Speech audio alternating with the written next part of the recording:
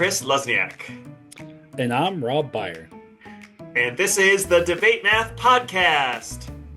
the show where we redefine what it means to debate in mathematics and education. Where multiple sides of ideas are explored, evidence matters, and we all grow and learn from hearing each other. Because the world and our classrooms are not binary. So let's dig into this month's debate. Every spring, something shifts in classrooms. Schedules tighten, review packets and practice tests appear, and for weeks, sometimes months, instruction bends toward one thing, the state test. These exams carry enormous weight. They influence school ratings, district decisions, curriculum, teacher evaluations, and often whether students feel successful or not. They're designed to measure learning, to provide accountability, to ensure that standards are met. But is that what we're really getting from these tests? Is the way we assess learning narrowing instruction, distorting priorities, and sending the wrong message about what it means to truly understand mathematics? Today's hot seat guests are making a bold argument that what we are currently doing isn't what's best, that we can do better. They are here to argue the resolution. It's time to overhaul assessments. Our first guest today has been involved in education for the past 30 years. His first job out of college was working in a preschool with 4-year-olds. He then taught English and earth science to elementary students in Kazakhstan while serving as a Peace Corps volunteer. He's facilitated educational exchange programs for the U.S. State Department. He then became a classroom teacher where he taught math and science to middle schoolers for a decade. He's the author of the Middle School Library of Performance Tasks for Problem Solving for the 21st Century. He's the co-founder of the company Tristan, Teacher Resource in School to Assess Anything, which is designed to allow students to return to pencil and paper in their math classrooms while allowing teachers to leverage the power of technology to help assess student work. It is Jay Meadows. Hello, Jay. Welcome to the podcast. Thank you, guys. Thanks so much for having me. Really an honor to be here. Oh, glad to have you here. And can you tell our listeners where you are and what your current role is?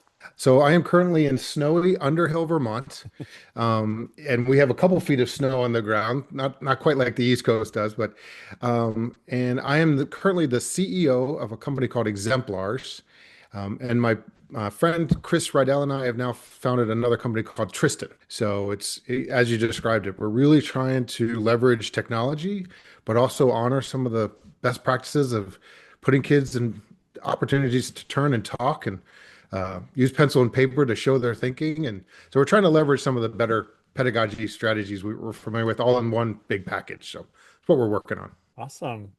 And then the question we ask all of our guests, when did math first become controversial to you? Yeah, interesting question. I'd say it was right at the beginning of my teaching career. I was a dual teacher. I taught math and science. And my students in my science class, I noticed, were really engaged. They were having a good time, and I did a lot of inquiry activities, and it was very hands-on. And there was a lot of conversations. The kids would run in there and be like, "What are we doing today?" My math classroom was kind of the opposite. The kids seemed kind of bored, and their heads were kind of down, and they weren't super engaged. And I started wondering, like, I wonder if I could turn my math classroom into more of this inquiry-based environment like my science classroom. And I found a book from John Vanderwall, Student-Centered Learning, became sort of my foundation of how I taught math for many, many years. And it's really kind of an inquiry-based lesson. You ask kids something kind of at the edge of their zone of proximal development, kind of let them work on it, talk about it, figure it out, and then we would share out strategies and get more and more efficient. And the classroom just kind of popped. Like the kids were engaged, they were really having a good time. So now, 20 years later, I go to sessions at some of the conferences about the debate between inquiry-based math and direct instruction. And it's kind of fascinating now to sort of see like, okay, yeah, I've been on both sides of those. And I definitely come down on the sides of inquiry-based. I think it's very engaging for kids. I've seen it be highly successful for kids. There are moments of direct instruction that are necessary, but for me, it's all about finding that balance. So that's one of my kind of big controversies I've been thinking about. Wonderful. Thank you. And arguing and working alongside Jay is a retired principal research analyst at AIR, American Institutes for Research. An educator who has a 50-year career of leadership positions in math education, including teacher, presenter, consultant, mentor, coach, evaluator, researcher, podcast contributor, critical friend, and change agent. He's a former high school math teacher and then spent 22 years as a math consultant with the Connecticut Department of Education. He's also served on the NCTM Board of Directors and has been president of NCSM and is an active member of the Association of State Supervisors of Mathematics. He was the awardee of the 2015 NCSM Glenn Gilbert Ross Taylor National Leadership Award for outstanding contributions to math education and has been awarded the 2021 NCTM Lifetime Achievement Award. He's an author of several professional books, mathematics textbooks, and has written numerous articles. Most recently, he and his 17-year-old granddaughter, Caroline, co-wrote the Math Tutor's Handbook, Strategies and Tips for Success that was published by Corwin in 2024. It's Steve Limewand. Steve, welcome back. Thank you. It's a pleasure to be here. Hey, can you remind our listeners where you are and what your current role is? So I'm currently sitting halfway between the White House and the Capitol. We spend about 2 weeks a month here in Washington, D.C. It's crazy land. Today is something like the State of the Union address, which means that Pennsylvania Avenue will be shut down for part of the evening. And, you know, it's just part of life here. We will go north rather than south today to avoid all that stuff. I am semi-retired. I'm still writing. I'm still playing. I'm still mentoring. I still do lots of reading. I am concerned most these days about high school and about assessment. And so that's what keeps me alive and busy. And then the question that we ask everybody, when did math first become controversial to you?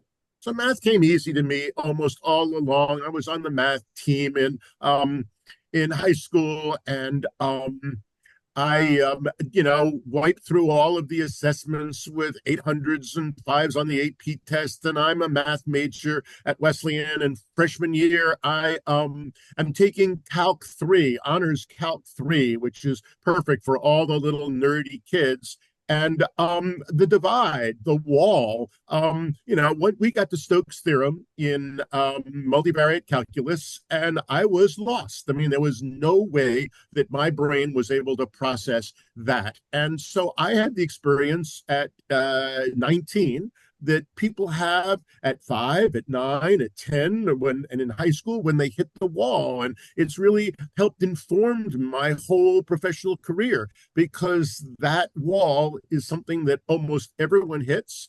I hit it, at that particular point, and I was really lucky. I got to move on to tutorials in game theory and in probability and statistics my sophomore year, and ended up having just enough math to eventually get certified when I decided that economics was a fine major, but that I really wanted to try teaching and be an educator, and the rest is history.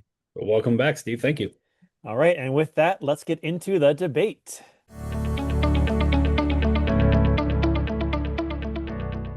And we begin with opening statements from our speakers. I believe Steve's going to go first. Steve, the floor is yours. So test scores are down. Absenteeism is up. Surveys suggest that students are bored and teachers are frustrated. And while the world is changing at an unimaginable pace, schools are stuck in tradition, in political correctness, a lack of bold leadership, and completely out of step with what the workplace and societal responsibilities require today. There is a serious problem with K-12 schooling, and most people recognize it. I think this problem is most applicable to K-12 mathematics, where Google can, forget AI for a second, where Google can score proficient on nearly any high-stakes state assessment. And our students know it. We call it cheating. They call it using available tools and being smart. So this issue of things aren't so good. Some blame the pandemic, others blame computers and the internet. The explanation of the day is cell phones and social media rotting brains and any chance of having a positive self-concept. And then add the brand new challenges of AI and what we mean by cheating and what's important to know. They're all likely suspects, but not easy to address without sledgehammer policies like banning things that everyone knows shouldn't be banned if schools are going to prepare kids for the real world. And in my humble opinion, they all missed the mark. My take, hanging out in a wide range of schools, is that the primary culprit is mind numbing, cover too much, multiple choice, standardized tests that are strangling the life out of teaching and learning, and that ignore the critical questions that schools should be addressing every single day on every single test. Questions like, why? Why is that? Can you explain your reasoning? Can you justify your thinking? How can this be solved in a different way? Might you picture that solution?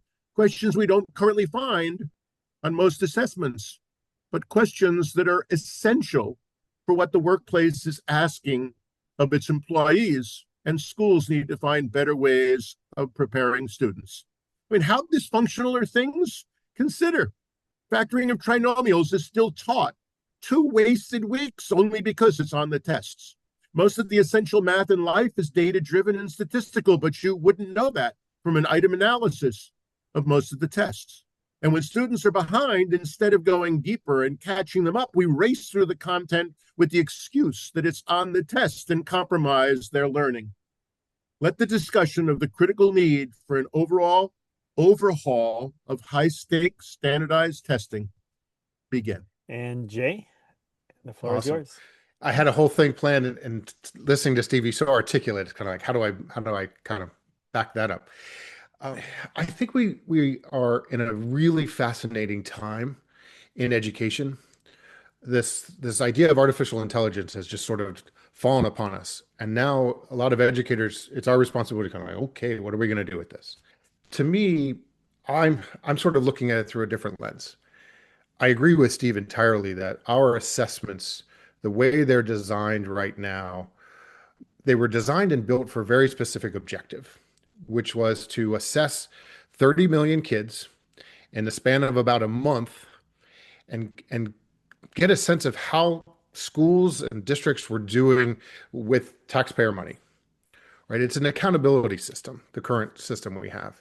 And so in 2001, when No Child Left Behind sort of mandated this assessment requirement, we raced to sort of, okay, how are we going to assess all of these kids? So we built a system using the very best technology and some of the smartest minds in assessments and education that we had. And the tool that we could use was some sort of multiple choice question, right? We could see it was right or wrong. We could put it on a Scantron and we could see how kids were doing. In 2000 and around 14, almost all states had moved to an electronic computer-based assessment system. But the questions remained very similar, right? We needed to assess all of these students. We needed to do it quickly. We needed to turn around the results, which still takes like 6 months. And so we were continuing to try to do our best. All of a sudden, though, we have this tool, this artificial intelligence. And I started playing with it about a year and a half ago, just kind of seeing like, what's the possibility of AI looking at student handwritten work and determining if the student was right or wrong? And it can do it quite well, actually. Then I started putting in things like solutions to performance tasks and putting in rubrics and kind of seeing, okay, AI, what would you think of this student work compared to the rubric? And it gave me a really detailed, thoughtful analysis of the work. And it sparked sort of this curiosity for me of like, could we change our assessments entirely? So that's kind of where Steve and I have been working for about a year now is really like, what might an assessment look like where not only are students asked to sort of give the right answer, but show their thinking, show their calculations, solve it multiple different ways. Yeah, we've been exploring that and we're finding that it's really possible. So for me now, part of what I'm really passionate about is like kind of announcing this to the math community that a different assessment is possible, that the technology is right at our fingertips. So let's embrace this new technology and really figure it out. It's going to take time. I went to the National Council for Student Assessments conference last year in Denver. And in one of the sessions, I was learning that it takes 3 years from the time they design a question to when it actually shows up on assessments, on a state assessment, because it has to go through so many tests and so many iterations and committees. Imagine now trying to change the entire assessment system. How long is that going to take? And so one of my beliefs is like, I want to announce that it's possible. I want to show that it's possible. I've done a couple webinars where I've shown what it could look like, so that the community starts sort of talking to their state leaders and be like, hey, we can do better now.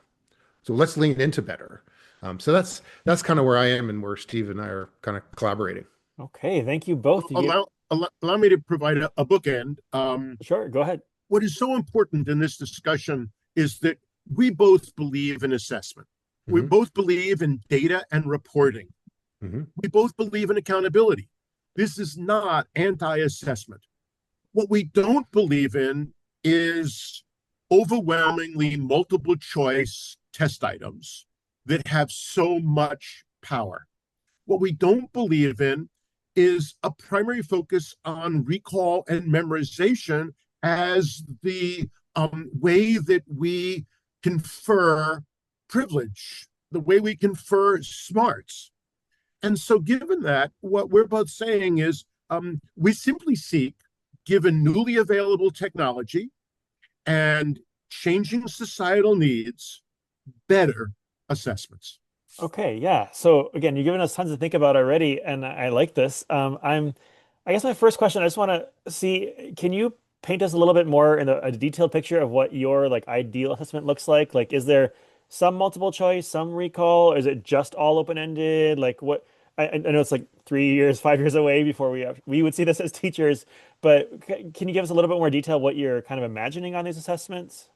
So I'll start very directly with my long-term experiences writing test items and overseeing math assessment in Connecticut for some 20 years and working on assessments in about a dozen states while I was at AIR. And it is estimation. We all know that estimation is critical. We know that the Common Core state standards don't do a great deal of focusing on estimation, but estimation is number sense. Estimation is something that you can't Google in the same way. I mean, you can get exact answers, but often we don't need exact answers. We need to estimate. But I have tried for 30 years to write good multiple choice assessment items, and it can't be done. You just can't write a decent item. Everyone just says, well, I mean, is it this one or is it this one? How do you have, distractors that make any sense? What does he mean by an estimate? The only way that we can really effectively assess something as important as estimation is with open-ended items, where the kids both provide an estimate and justify the estimate. And we haven't had the tools to do that. We haven't put those kinds of things on our assessments. So when we talk about the kinds of critical skills to speak about understanding, the critical things about number sense, data sense, symbol sense, it is an answer to a problem or a situation, and it is an explanation. And that means that instead of having 65 items, we could probably do 20 items and get an incredibly accurate measure of what's going on. And if we can have kids write it out and instantly transfer what they write out via a scan or a photo, and then score it effectively on a 4-3-2-1 scale. I mean, we've been using 4-point and 6-point rubrics. I never liked the 6-point rubric for writing for 50 years. And it's been really wonderful. Now, it's also been incredibly expensive, and so we've seen it drop off. And yet writing seems to me more important than ever to assess because of the availability of AI. I want to see what kids can write without the technology, and I want to keep that alive and well. But at the same time, I want to give kids opportunity to get AI feedback on their writing, and then use that feedback to improve what they do. So I just think that this combination of thinking and reasoning, of the conceptual understanding more than just the skills, and the technology all come together and help us frame the kinds of assessments that are better. I want kids to be answering why. How do you know?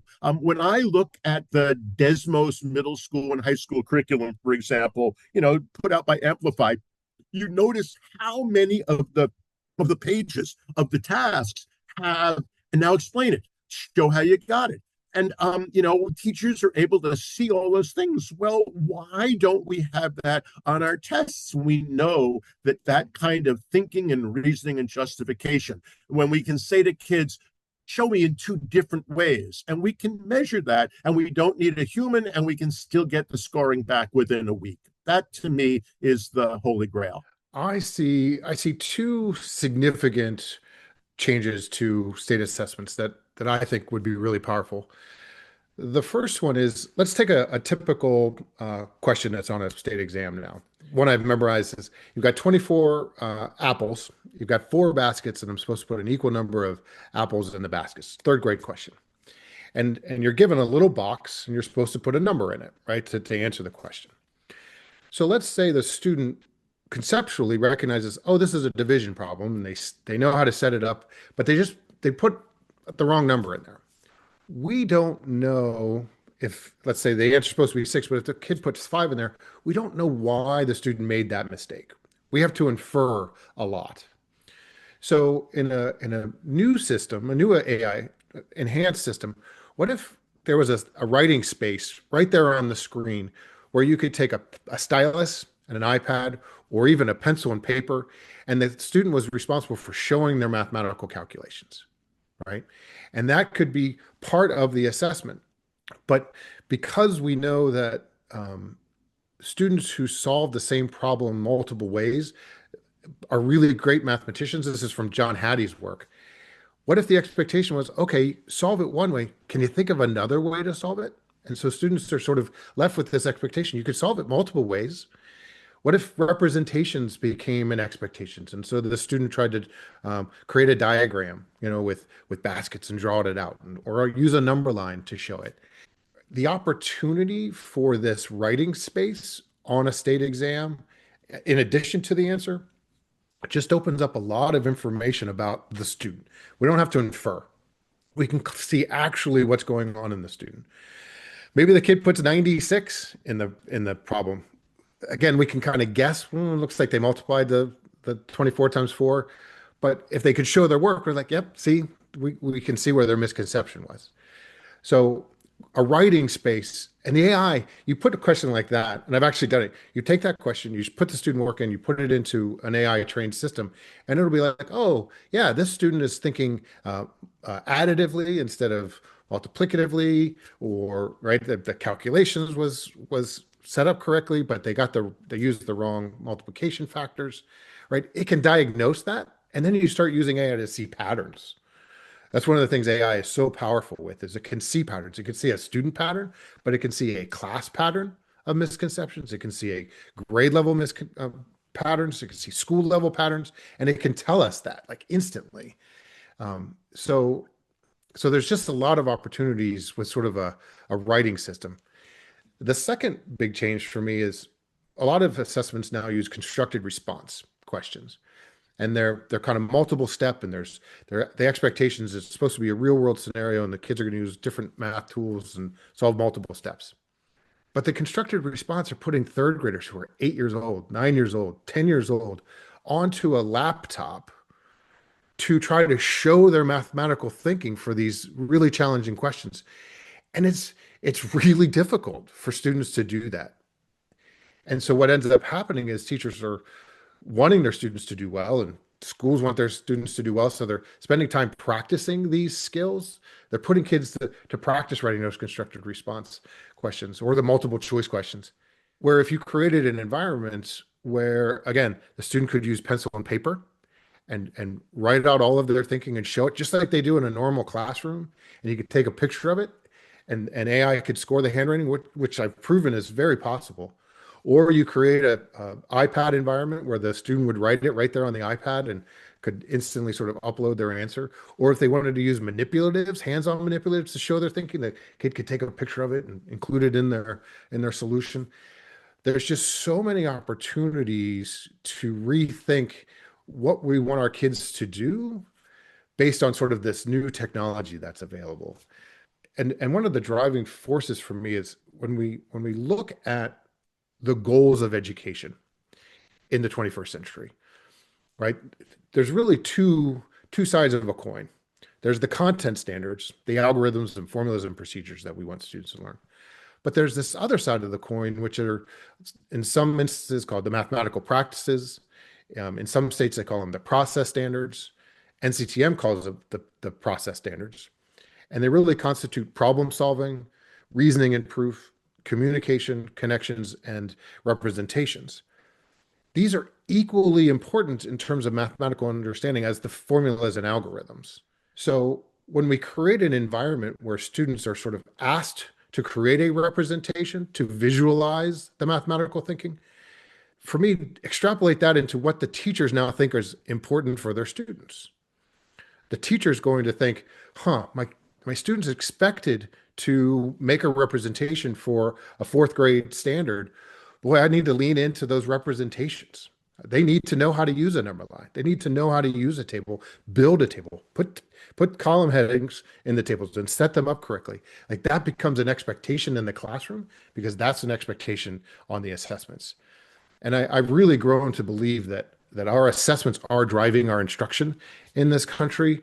And so if we define better expectations and we can design better assessments, I think that's going to do some really amazing things for our students to get them engaged. So yeah, there's a lot of powerful leverage in sort of rethinking our assessments that I'm excited about. Let me just pick up on this idea of standards, if you'd let me for a second, Chris. I mean, so one of the strongest pushbacks that we get on all of this is, what are you guys complaining about? The tests simply honor the standards. The tests can't come out unless they are aligned with the standards. And so what are you talking about? And the first critical thing is every single state has either NCTM-esque or Common Core-esque process standards like Jay is just talking about. And you know that we don't really assess them. We don't do real problem solving. We don't do representations. We do not do communication. Those things are just not on the test because you can't do them with multiple choice in any clear way. And so we're talking about recognizing we've always picked and chosen the standards that we can assess. And now we just have to stop and realize that the process standards have to take a front and center role if we're truly going to honor what society is saying schools need to do, schools need to provide. We're not throwing out tons of stuff. We're simply saying that our assessments have to drive the kind of instruction that Jay just talked about, where we truly honor, because it's on the test, these process standards that we've been playing with since basically 1989. Let me say, like, as a teacher, I love this idea, right? Students have to explain their thinking. You're talking, Jay, about manipulatives and different models and things like that. That all sounds great. But you both keep talking about using AI to assess it because, like, we want some quick data, some quick turnaround time. But what about those of us who don't really trust AI? Like, AI makes mistakes. It's still not great, and maybe it never will be great. Like, are we just putting our eggs in one basket and hoping it'll be a good tool? So let me save Jay, the opportunity to tout some amazing work.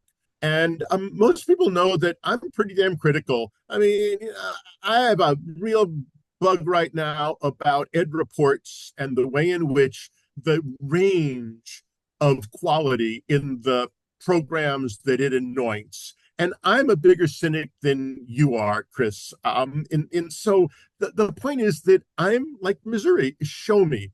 I watched as Jay took 2 pages of handwritten student work on a really nice constructed response problem, just like what we were producing for Smarter Balance and Park before those things basically blew up. In other words, we had the Common Core. We said, how do we assess it? This is in 2014, 2015, 2016. We had some states join those consortia, and we had the kind of problems that you would really want kids to wrestle with. They were like the AP Part 2 items. In other words, the gold standard, the AP stuff, was asking constructed response problems, and we were not doing that in K-10 in any real way. So I see the student work, and Jay scans the 2 pages into a computer with this Tristan software. He has a 5-characteristic communication, the mathematical precision, and a 4-point rubric, just like we have for reading language arts, just like is the model rubrics for open-ended and constructed response items. And this software produced highly reliable scores, 1, 2, 3, or 4, for each of the 5 categories, and it blew my mind.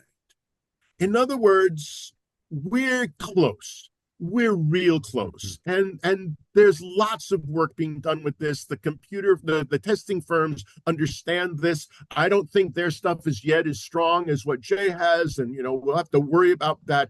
But it is clearly doable, and no teacher should do anything other than what you just did. No administrator should do anything other than what you just did until they are shown it being done by a kid with kids' work, and they're able to say, "Oh my goodness." Jay. Jay, I'm still a little skeptical. Do you want to add to that? Yeah, sure. So I started really as just kind of like, I wonder, right? I was just kind of had a couple extra hours at work, so I just started playing, and I was blown away. This was about 18 months ago. Blown away by how well AI could read handwriting and dissect what the student had done and score it, assess it, and give feedback to the student. I was just like, wow, look at that. Because I've been working in performance assessments for about 20 years and really learning as much as I can, some of the programming that we do in Tristan is, it brings a lot of years of research to it. So it even sometimes I put pieces of work in there. I'm like, wow, look at that. Like, holy cow, it really figured it out. And the handwriting would be sideways and the kid work would be a little bit scratchy, and it still would figure it out. And it can pull out, like, here's the calculation that they did, and here's the title of the representation that they used, but the numbers were off. And it's amazing how well it reads. Steve is right, though. We still have a ways to go. I couldn't say it to a state, yep, today we're ready to go. But the possibility is right there. I think, to go back to your original question, Chris, about AI in the classroom, I hold a belief that one of the best things we can do in our math classrooms is close the laptops and turn and talk with each other. I'm a passionate believer in the power of pencil and paper. I love cognitive neuroscience, and one of the images I saw that just kind of shapes a lot of my thinking was watching students work individually with the sort of the fMRI hats on, and when the kid's working alone, you see little pinpricks of activity. But when you have students working on a very similar problem, but in groups with these fMRI hats on, the whole brains are lighting up. It's much more active sort of activity in the brain. And then you see the difference between handwriting, when the kids have to sort of construct their thinking and use their pens and the motor cortex is engaged, versus typing it. Again, the typing just has small pinpricks of activity, where the writing activity seems to really pull together a lot more of the regions of the brain. I love it when kids turn and talk and use pencil, paper, and problem solve together, get out the manipulatives and figure things out. I'm also a realist that there's a value to technology in the classroom, to teachers. And so one of my real thoughts is, how do we leverage the power of technology for the benefit of the teachers while maintaining some really powerful practices in our classroom, some good pedagogy of getting kids to turn and talk? So how do you kind of combine the best of both of those? That's the recipe I'm trying to figure out. And I can tell you, I don't have it figured out right now. There are things that are still kind of like, well, what do we do with that? So we're still iterating, but yeah, that's the goal. I really want to use best practice for all of it if we can. How much of it can we pull together in one place? So you guys both mentioned about the process standards, and we know that like in Spain, for instance, that the process standards, they made a massive shift, 7 or 8 years ago, and they're trying to assess, and it's taken some time to be able to do it correctly. But I guess, with that, as we're talking about process standards, like, and you want to totally overhaul, the assessment system, are we going to keep word problems that are closer to like reading comprehension rather than like mathematical understanding? Like, they're very lengthy, they're, a lot of words, a lot, are we keeping those, or are we going to shift how like those are developed as well? So I think that one of the things we do is we have multi-step problems. I think that the idea of 40 or 60 separate items is crazy. That in fact, we ought to simply talk about, in fourth grade, that there are 16 boxes, and each of those boxes has 12 cups. And the question is, how many cups are there? So the point is that, sure, I have simple, straightforward word problems, but rather than just, worry about the answer of 190, whatever it is, 192, I'm going to say, what operation did you use? I'm going to say, why did you use that operation? I'm going to ask, why did you multiply? Could you have used a different operation? Those are the kinds of questions that are about thinking and reasoning that get at this notion of operation sense. And so I think you're absolutely right that is part of it. And then I might push it a step further and say, yeah, but when you're opening the boxes, you end up dropping and breaking 4 of them. How many are left? Any number of things that can be done with that. But I think you're asking the right question. I just want to go back to one other thing. I just think your viewers, your listeners, if you are appropriately skeptical, if you're not sure about this AI, because no one's sure about this AI, let me just ask you to Google snorkel. SNORKL. I guess it's snorkel.app if you don't want to Google it, you just want to enter it. That's all I'm going to say. You go look at what happens when you put student work in and you see the work that 2 crazy guys have done. It is mind-boggling. And so we need to recognize that, we're 2 years into this. In another 2 years, it's growing exponentially, and we will have more powerful tools, and we'll have all kinds of smart people, very smart people, pushing it further. And we just we need to keep our eye on the ball, which is the tool helps. But we start now with thinking about how to change. Remember, we have to pilot all this stuff. No one can do an item, today that doesn't, get kids' eyes for another 2 years. So there's really a good deal of lead time. I don't want to say that we need to throw out the old tests and create something brand new. In my mind, it's more adding a layer of technology that's now existing, where this idea of students showing their work, I think there's a time and place for multiple choice questions. I do. I think they are an interesting tool for us. But if you add this layer of students showing their thinking, of being given permission to solve it multiple different ways and using representations as part of their thinking, I think that really drives the mindsets of teachers, of the expectations. Like, oh yeah, this is going to be tested. Let's lean into this. It's not so much what we did in the past isn't good. We were accomplishing the goal, the mandate, which was assess these students, 30 million of them. But I'm excited for what the classrooms will look like. And in my mind, I'm sort of thinking of 2030 as the goal. That for me is the goal. If we could have assessments that invite students to show their thinking by 2030, like that would be an amazing accomplishment, right? And then I think of the classrooms where students are showing their thinking and working on iPads and doing a lot of work. Part of my aha started about 2 years ago. My son is studying electrical engineering, and he does all of his mathematical calculations on an iPad. And it was just amazing to watch him work and do all of the math and grow the screen and write things and shrink it back down.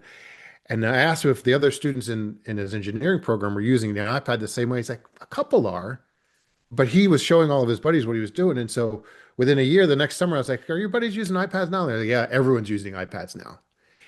And it's like, once you kind of realize the power of this thing to do math and I just have this vision of, 5-10 years from now, like a lot of stuff being done on iPads. At the same time, I struggle with technology in the classroom. So, right, I don't quite know what the answers look like and what the best practices are, but it's a very exciting future for me in education. I'm really excited about the possibilities of where we can go. Well, and if we're going to change this too, so we're talking about possibly changing to assess more for the process standards. We're talking about having multi-layered questions, shrinking the test, and making it more dimensional. Should we also revamp or overhaul, like having a one-off assessment that drives all state, local, federal decisions and financial implications? Like, should we overhaul that as well? Absolutely. So that's the right question, Rob. I think that we know if we step back that we have overplayed the accountability. That we now use these tests to do everything.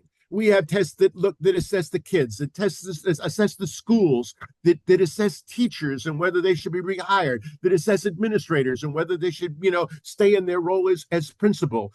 We've overplayed the impact and the importance of these tests, despite their limitations and weaknesses.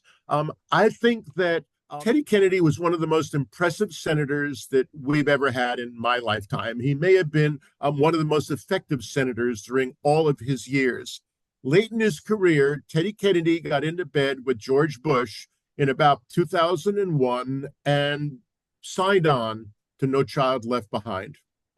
Teddy Kennedy bought into this accountability model of Texas's test, every single grade, every single year. And we are still living with, for lots and lots of reasons, 3, 4, 5, 6, 7, 8, and once in high school assessments. It takes so much time, so much money, the amount of time preparing for the tests, for looking at the scores, worrying about those scores. So when you talk about does it require other changes, I think that if we had half a brain, every single state would argue about, debate, and then recognize that if we did 4th, 6th, and 8th grade fall testing with high stakes tests early in the year, we would be so much better off.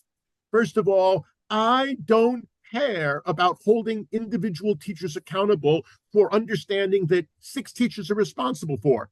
I want to know what kids walk into my 4th grade, 6th grade, or 8th grade class knowing and able to do after a summer off. I'll do some review and some acclimation and all that kind of stuff. But before October 1st, or before, if we start in the end of August, before September 15th, I want to have 4 days of assessment. I want to look at how well kids can read and comprehend and understand, and I want to know what they know about mathematics. I want to have a high quality, as we keep saying, 4th grade, 6th grade, 8th grade test, and that's all I need. That's all I need. I don't have to test every single grade, and I don't have to do it at late in the year when everything is, oh, we have to stop learning. We have to stop all this stuff. We have to prepare for the tests that happens in so many places. The kids who most need more time and better instruction are in the schools where the test performance is weakest and where people resort to IXL and other insipid computer programs and simply rob kids of any sense of dignity. And it certainly has no data that show that it really enhances learning on the things that are important. So I just think that is an indispensable piece. I mean, it's unclear. Some states will say, oh, no, the law says we have to every year. I'm looking at the law right now, and I'm looking at the world that says there's no more Department of Education. No one's going to come and stick it. I mean, they can't. I mean, the state now has the ability to say, screw you, we're going to make our own decisions. You tell us that states are the incubator for innovation, so we're going to use AI. We're going to change this stuff. We're going to serve our kids, and you can come and try and fine us, but you will lose. I mean, that's the issue that's missing. It is the lack of guts, the lack of vision, the sense that it's time to simply say we have created a counterproductive system and we've got to make some changes. So I think you're asking the right question, and I think that this return to 4th, 6th, and 8th, it's right. It makes sense. 3rd grade, watch a 3rd grader do these ridiculous state tests. I mean, yeah, right. You're nodding your head only because we see it.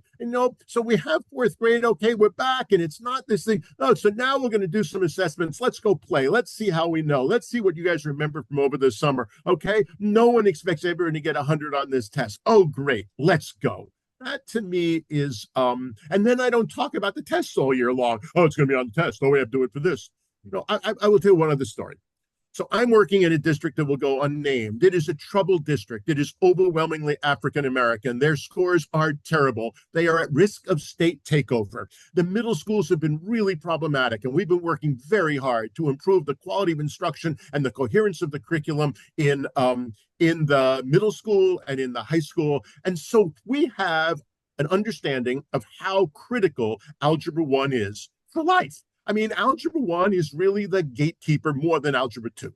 Algebra 1 is, if you can't do it, you are going to be screwed in statistics and life and the idea of function and all of those things in so many ways. So I come in and say, hey, we've got all these kids that come into ninth grade. They have been deprived of an understanding of sign numbers.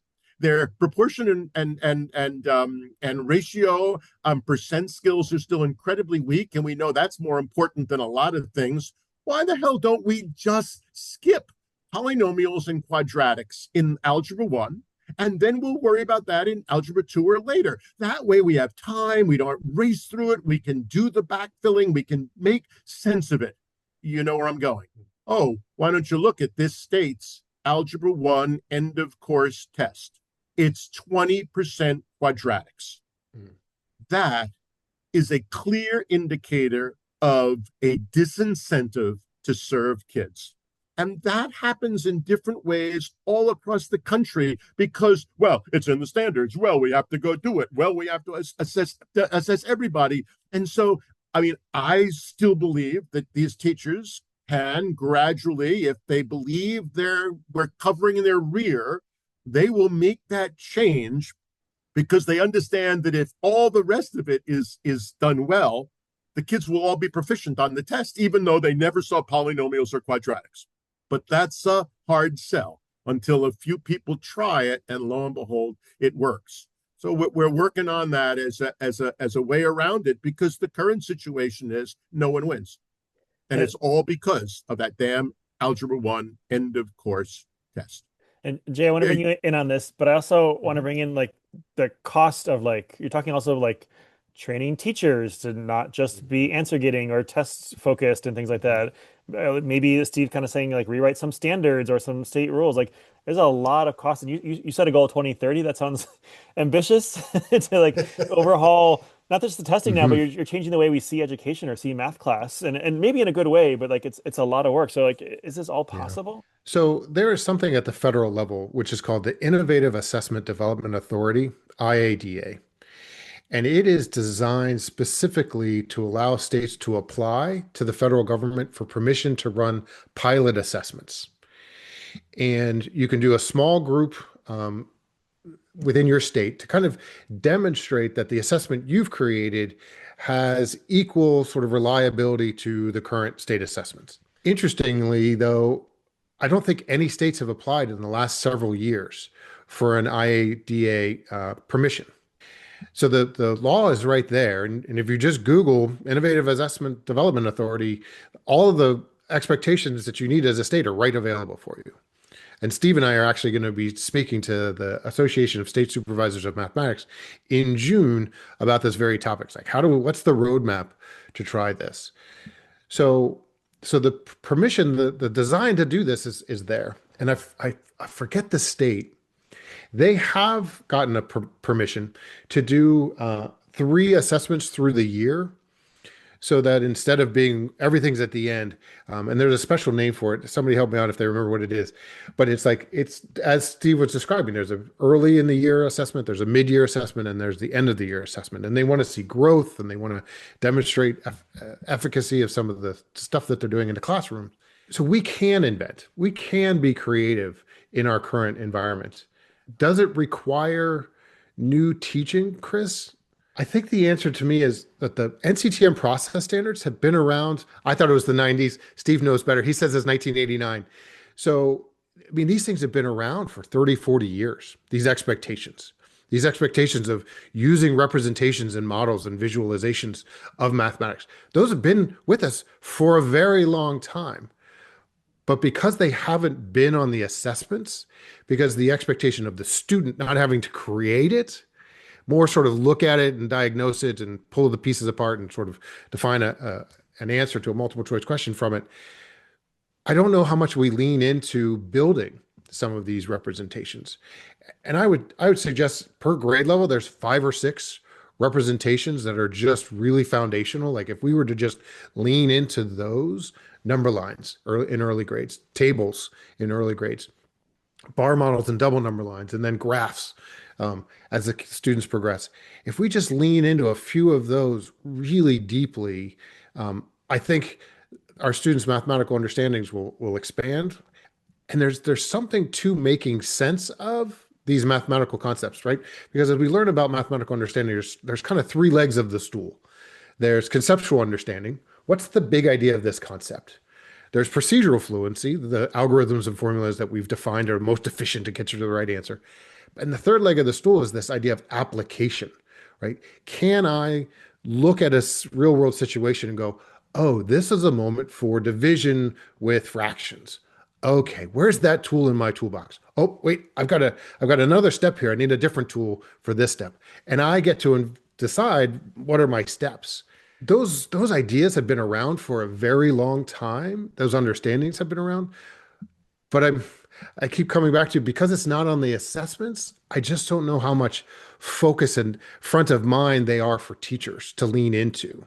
And so by redefining the expectations on those end of the year assessments, I'm really hoping we refocus our minds on, you know what, I'm going to spend a lot of time with my students visualizing mathematics. And I'll go back to my son who's studying engineering. He was showing me this X, Y, Z graph that he was doing with calculus and interceptance is like, oh, that, and he's drawing it all out. I was like, oh, Tyler, that's pretty cool, right? So visualizations become incredibly powerful as you progress in mathematics and science and technology and engineering.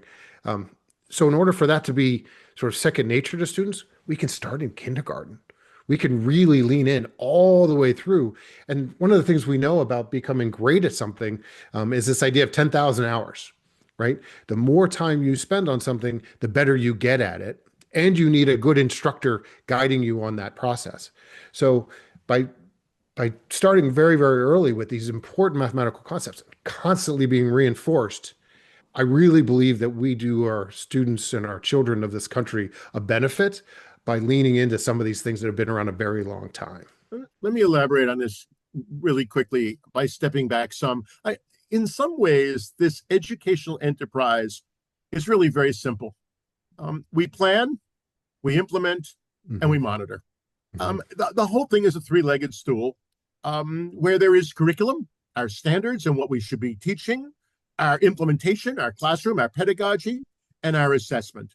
In an ideal world, it goes in that order.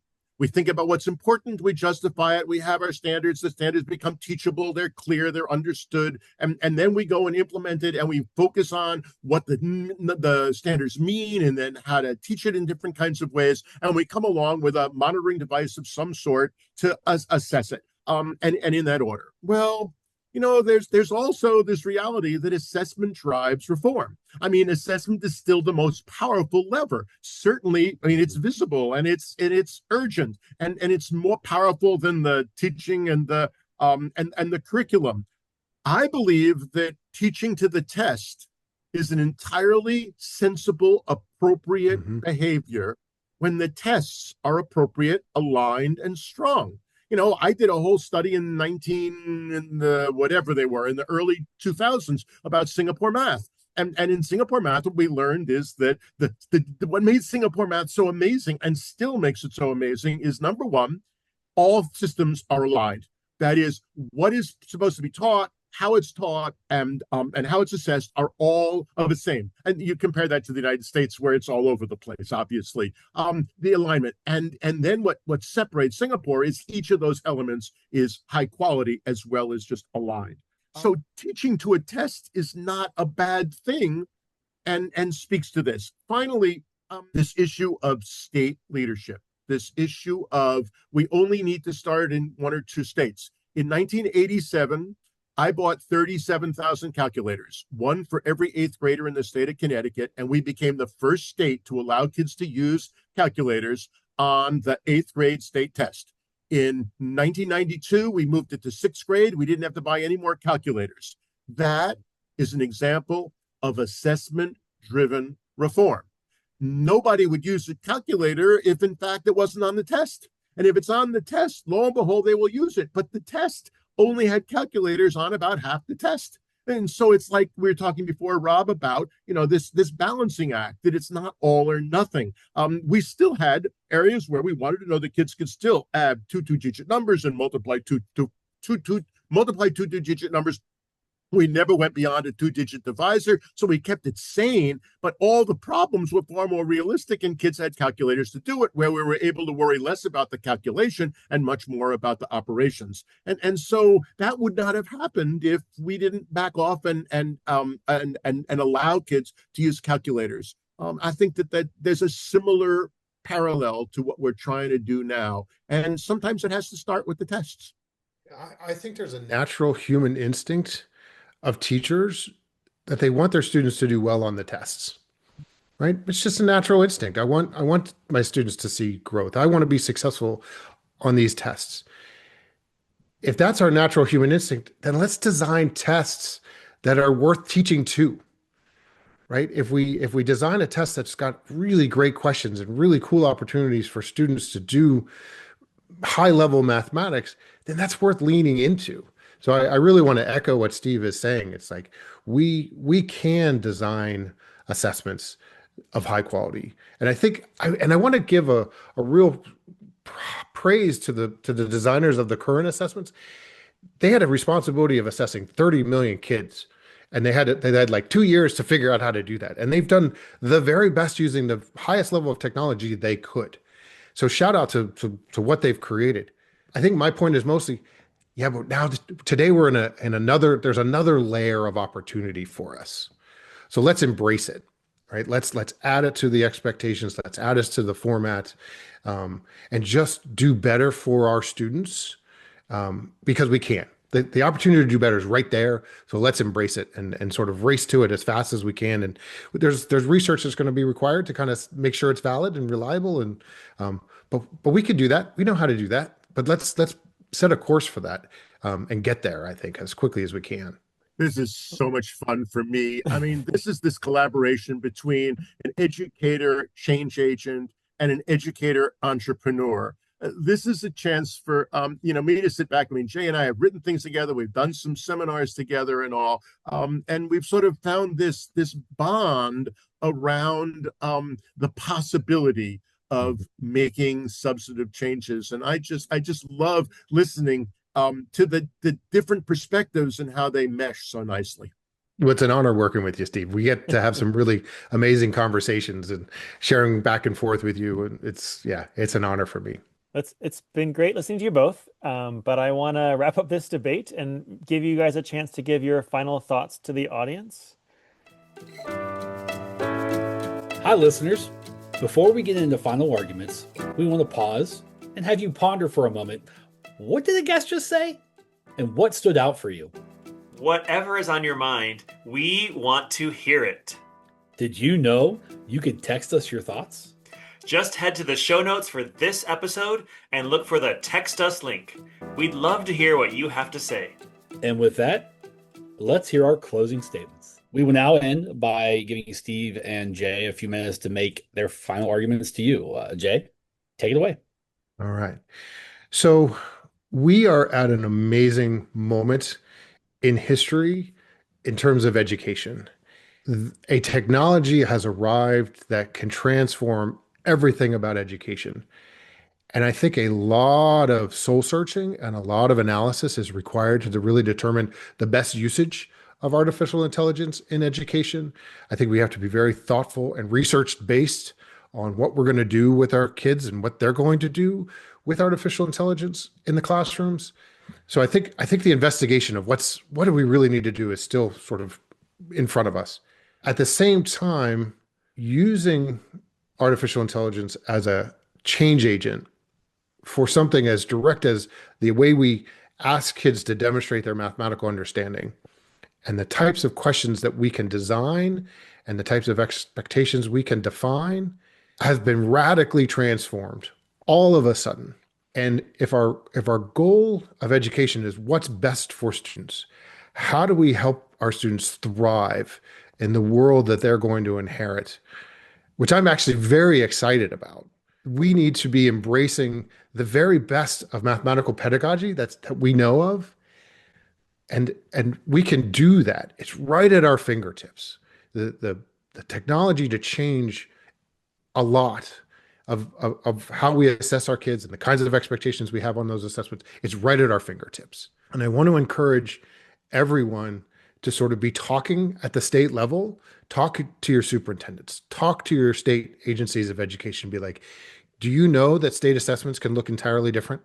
Do you know that there's a layer that we can add to our state assessments that drives visualization and communication and ask kids to share their thinking, and that it's right there. Like, how fast can we get there? If we all kind of lean into, we can do better, the better is right there in front of us. That momentum, I think, will help us get there faster. The more of us that are sort of talking about this and defining this and expecting this, and collaborating to make that change, the faster we'll get there. And I think in the end, that's going to be much better for our students. And in the end, that's what education is all about. I worry that this is too high level, to 37,000 feet, and a whole lot of people say, well, I have nothing I can do about it. It doesn't affect me. I want to remind everyone that there are really 4 distinct levels of assessment. There is the daily embedded lesson formative assessment. There are the unit assessments that you find in every chapter, in every unit, all throughout schooling.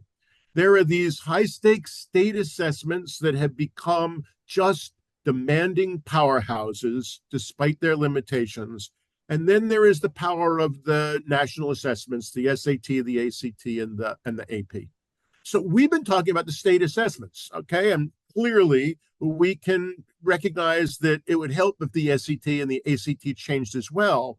But we forget that, look at the formative assessments. I'm in 100 classes on average a year. I see rarely a formative assessment at the end of a lesson. Now, let's see if we've learned this stuff in more than 10% of the classrooms. It just doesn't happen. It's not part of standard operating procedure. So we miss the opportunity to do the single most important form of assessment. Did today's lesson work? Do I have to reteach it? Do I have to group kids tomorrow? I mean, all of those things that we know. When John Hattie says that a formative assessment is the single most impactful in terms of the impact, obviously, the single most impactful strategy is the formative assessment.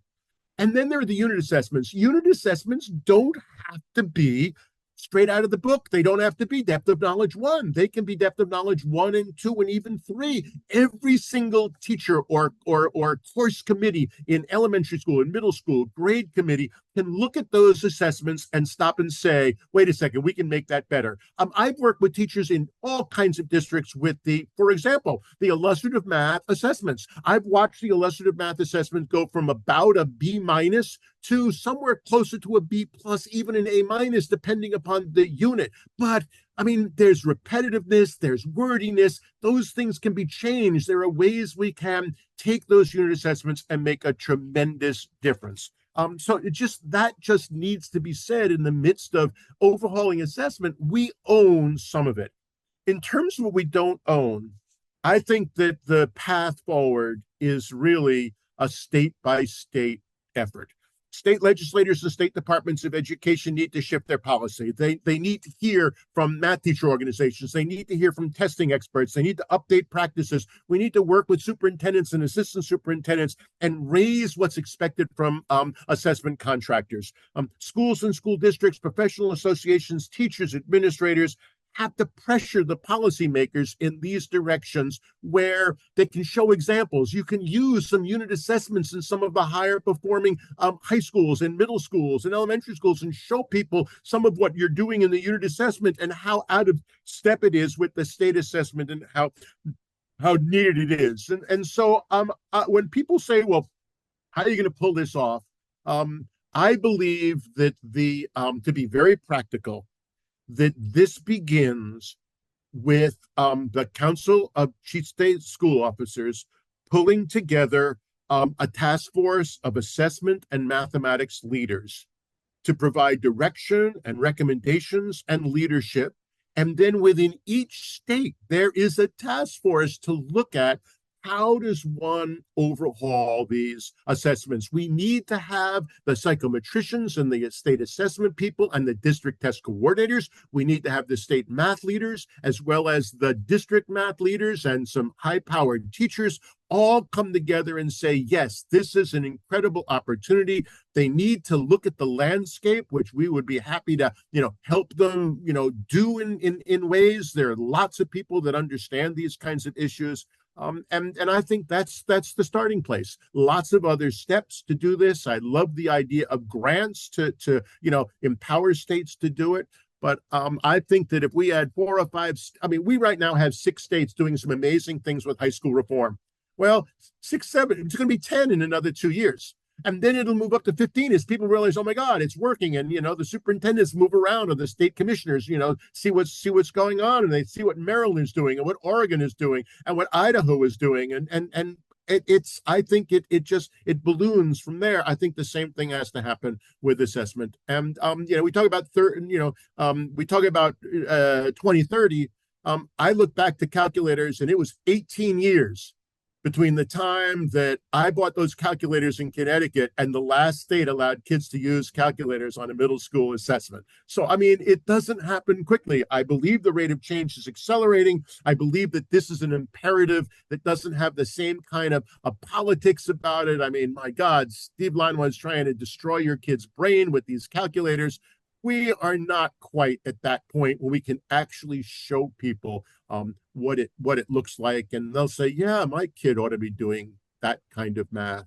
So I'm hopeful, I'm excited, and I can't thank the two of you enough for giving Jay and me this opportunity to share some thoughts and to just stir the pot on this, and hope that this becomes a movement in the right direction.